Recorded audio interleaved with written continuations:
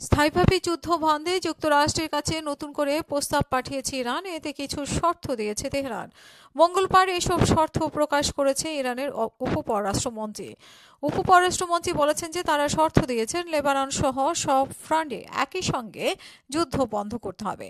ইরানের কাছাকাছি অঞ্চলে অবস্থানরত যুক্তরাষ্ট্রের সব সেনাকে প্রত্যাহার করে নিতে হবে। যুক্তরাষ্ট্র ও ইসরায়েলের যুদ্ধের সময় যে ক্ষয়ক্ষতি করেছে সেগুলো সংস্কার করে দিতে হবে।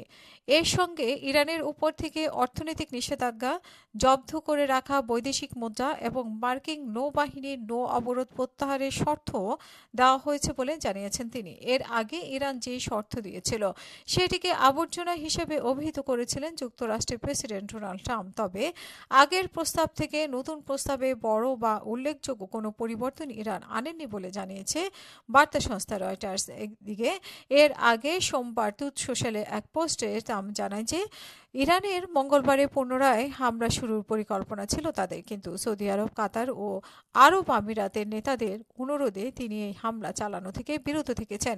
ট্রাম্প জানান যে ইরানের সঙ্গে তাদের চুক্তি হওয়ার সম্ভাবনা আছে।